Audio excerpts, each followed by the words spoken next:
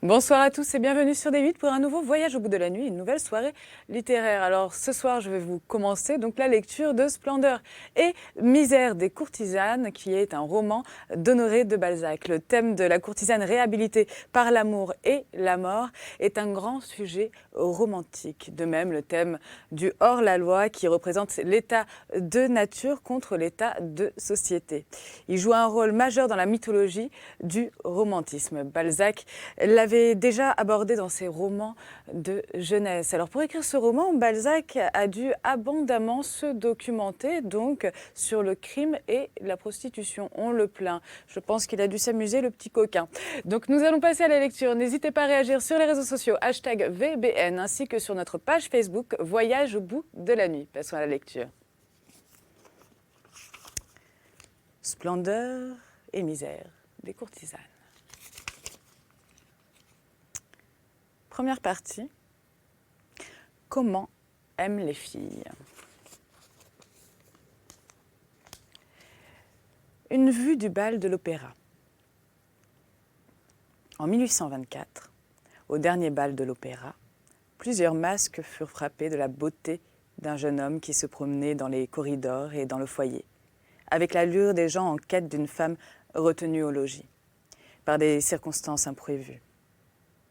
Le secret de cette démarche, tour à tour indolente et pressée, n'est connu que des vieilles femmes et de quelques flâneurs émérites. Dans cet immense rendez-vous, la foule observe peu la foule. Les intérêts sont passionnés. Le désœuvrement lui-même est préoccupé. Le jeune dandy était si bien absorbé par son inquiète recherche qu'il ne s'apercevait pas de son succès. Les exclamations railleuses, admiratives, de certains masques, les étonnements sérieux, les mordant l'Asie, les plus douces paroles, il ne les entendait pas. Il ne les voyait point. Quoique sa beauté le classât parmi ces personnages exceptionnels qui viennent au bal de l'opéra pour y avoir une aventure et qui l'attendent comme on attendait un coup heureux à la roulette quand Frascati vivait. Il paraissait bourgeoisement sûr de sa soirée. Il devait être le héros d'un de ces mystères à trois personnages qui composent tout le bal masqué de l'opéra, et connu seulement de ceux qui y jouent leur rôle. Car pour les jeunes femmes qui viennent afin de pouvoir dire « j'ai vu », pour les gens de province, pour les jeunes gens inexpérimentés, pour les étrangers, l'opéra doit être alors le palais de la fatigue et de l'ennui. Pour eux, cette foule noire, lente et pressée qui va, vient, serpente, tourne, retourne, monte, descend et qui ne peut être comparée qu'à des fourmis sur leur tas de bois, n'est pas plus compréhensible que la bourse pour un paysan bas-breton qui ignore l'existence du grand livre. À de rares exceptions, près, à Paris, les hommes ne se masquent point. Un homme en domino paraît ridicule. En ceci, le génie de la nation éclate. Les gens qui veulent cacher leur bonheur peuvent aller au bal de l'opéra sans y venir. Et les masques absolument forcés d'y entrer en sortent aussitôt. Un spectacle des plus amusants est l'encombrement que produit à la porte, dès l'ouverture du bal, le flot des gens qui s'échappent aux prises avec ceux qui y montent. Donc, les hommes masqués sont des maris jaloux qui viennent espionner leurs femmes, ou des maris en bonne fortune qui ne veulent pas être espionnés par elles, de situations également moquables. Or, le jeune homme était suivi, sans qu'il le sût, par un masque assassin, gros et court, roulant sur lui-même comme un tonneau. Pour tout habitué de l'opéra, ce domino trahissait un administrateur, un agent de change, un banquier, un notaire, un bourgeois quelconque en soupçon de son infidèle. En effet, dans la très haute société, personne ne court après d'humiliants témoignages. Déjà, plusieurs masques s'étaient montrés en riant ce monstrueux personnage. D'autres l'avaient apostrophé, quelques jeunes s'étaient moqués de lui. Sa carrure et son maintien annonçaient un dédain marqué par ses traits sans portée. Il allait où le menait le jeune homme. Comme va un sanglier poursuivi qui ne se soucie ni des balles qui sifflent à ses oreilles, ni des chiens qui aboient après lui. Quoiqu'au premier abord, le plaisir et l'inquiétude aient pris la même livrée, l'illustre robe noire vénitienne, et que tout soit confus au bal de l'opéra, les différents cercles dont se compose la société parisienne se retrouvent, se reconnaissent et s'observent. Il y a des notions si précises pour quelques initiés que ce grimoire d'intérêt est lisible comme un roman qui serait amusant. Pour les habitués, cet homme ne pouvait donc pas être en bonne fortune. Il eût infailliblement porté quelques marques convenues, rouges, blanches ou vertes, qui signalent les bonheurs apprêtés de longue main. S'agissait-il d'une vengeance? En voyant le masque suivant de si près, un homme en bonne fortune, quelque désœuvré, revenait au beau visage sur lequel le plaisir avait mis sa divine auréole. Le jeune homme intéressé, plus il allait, plus il réveillait de curiosité. Tout en lui signalait d'ailleurs les habitudes d'une vie élégante. Suivant une loi fatale de notre époque, il existe peu de différence, soit physique, soit morale, entre le plus distingué, le mieux élevé des fils d'un duc et père, et ce charmant garçon que naguère la misère étreignait de ses mains de fer au milieu de Paris. La beauté, la jeunesse pouvaient masquer chez lui de profonds abîmes, comme chez beaucoup de jeunes gens qui veulent jouer un rôle à Paris sans posséder le capital nécessaire à leurs prétentions et qui chaque jour risquent le tout pour le tout en sacrifiant au Dieu le plus courtisé dans cette cité royale, le hasard. Néanmoins, sa mise, ses manières étaient irréprochables. Il foulait le parquet classique du foyer en habitué de l'opéra. Qui n'a pas remarqué que là, comme dans toutes les zones de Paris, il est une façon d'être qui révèle ce que vous êtes, ce que vous faites, d'où vous venez et ce que vous voulez. Le beau jeune homme, ici, l'on peut se retourner pour le voir, dit un masque en qui les habitués du bal reconnaissaient une femme comme il faut. Vous ne vous le rappelez pas? Lui répondit l'homme qui lui donnait le bras. Oh, c'est une voix plus masculine. Vous ne vous le rappelez pas? Lui répondit l'homme qui lui donnait le bras. Madame du Châtelet. Madame du Châtelet vous l'a cependant présenté. Quoi? C'est ce fils d'apothicaire de qui elle s'était amourachée, qui s'est fait journaliste, l'amant de mademoiselle Coralie? Je le croyais tombé trop bas pour jamais pouvoir se remonter. Je ne comprends pas comment il peut reparaître dans le monde de Paris, dit le comte de Sixte du Châtelet.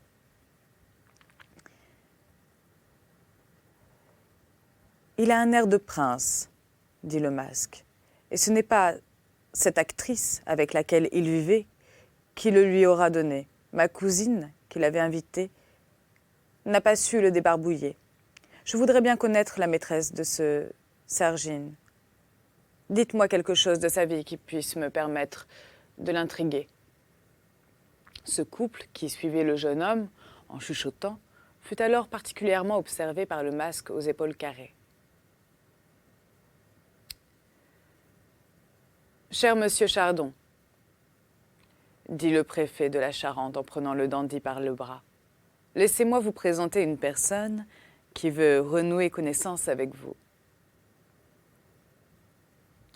« Cher comte Châtelet, » répondit le jeune homme, « cette personne qui m'a appris combien était ridicule le nom que vous me donnez, une ordonnance du roi m'a rendu celui de mes ancêtres maternels, les Rubempré.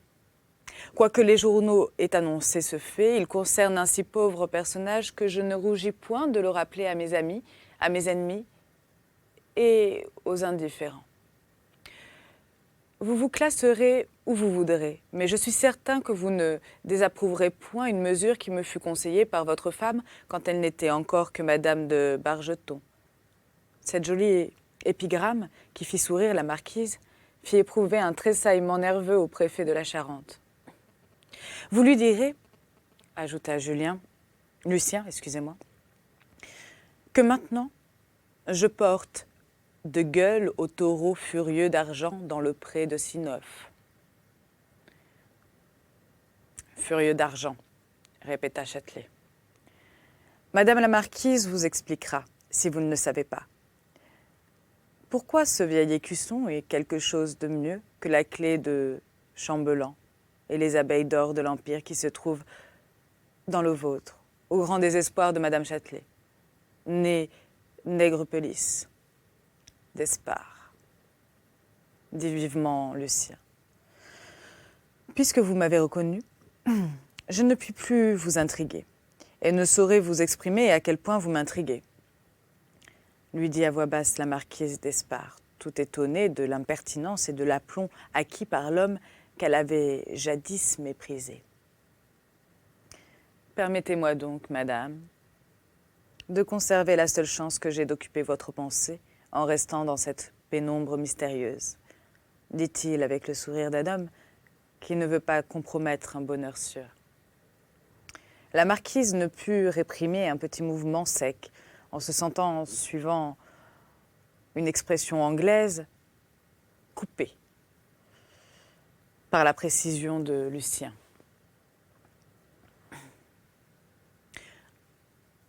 Je vous fais mon compliment sur votre changement de position, dit le comte du Châtelet à Lucien.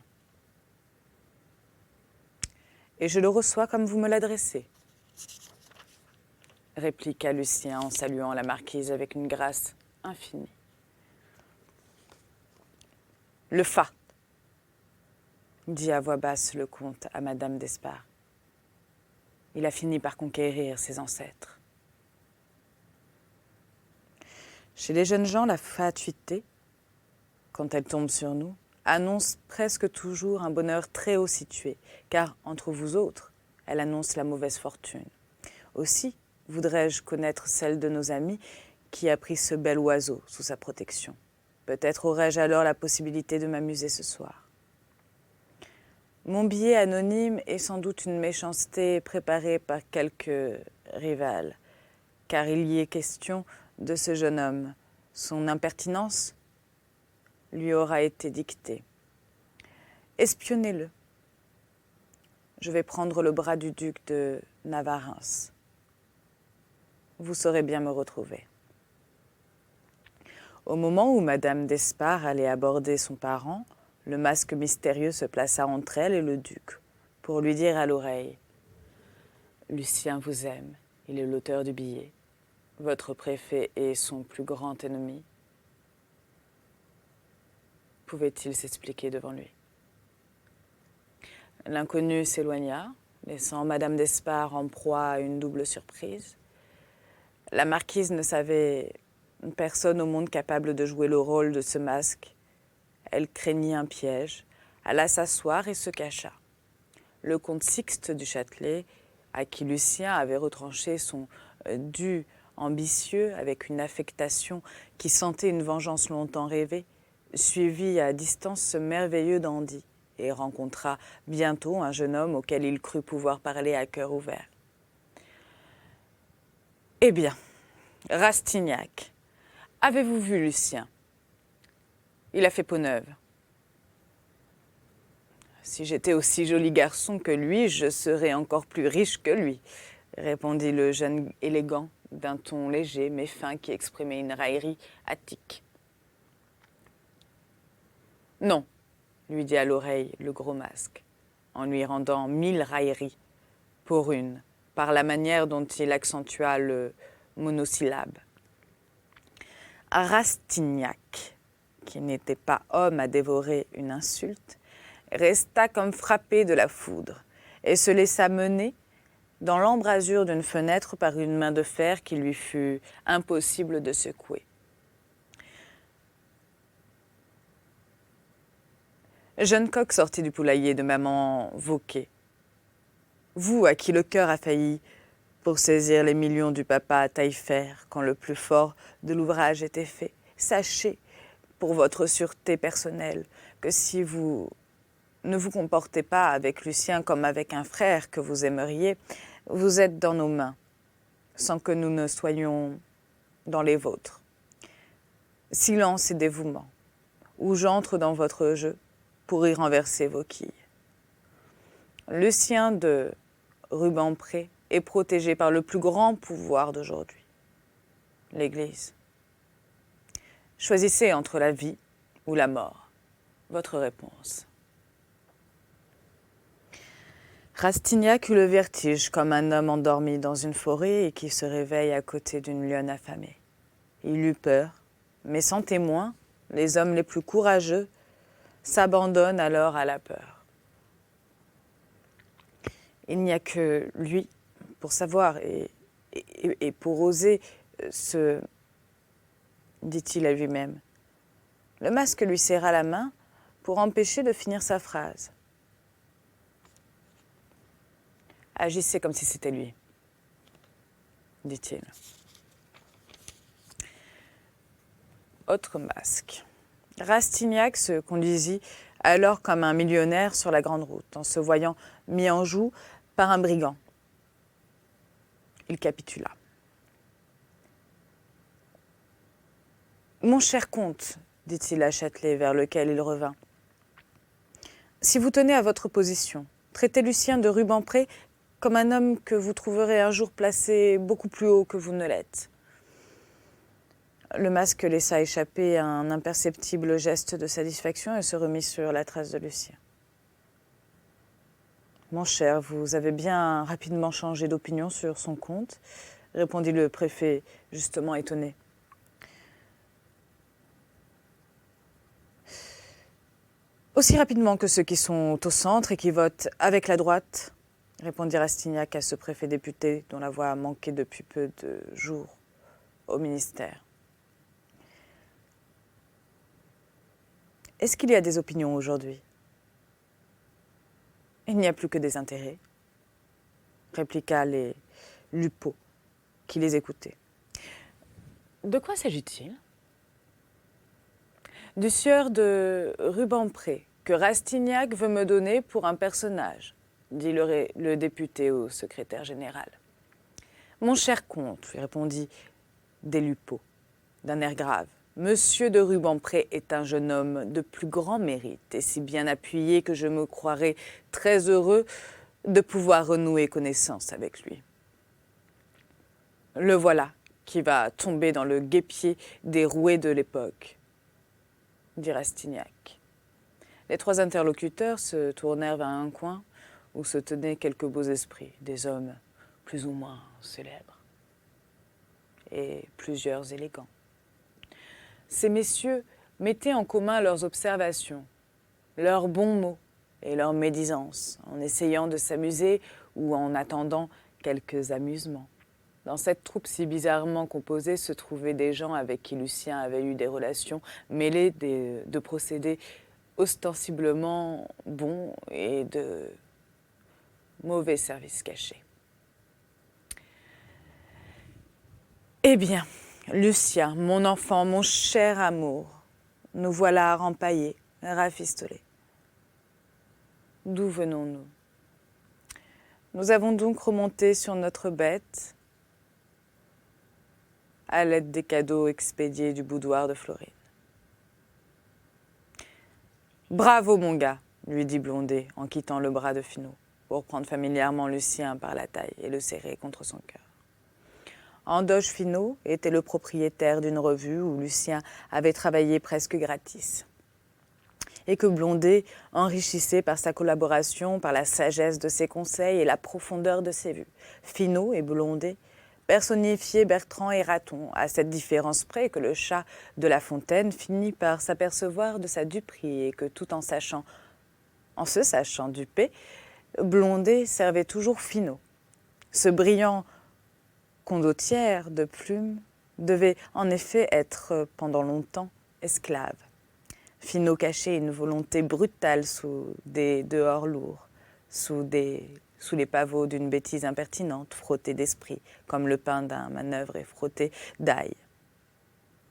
Voilà, c'est ainsi que se termine donc ma première lecture de ce roman. J'espère que vous avez passé un agréable moment. Je vous dis à très vite pour la suite de la lecture et je vous souhaite une très très agréable soirée. À tout bientôt.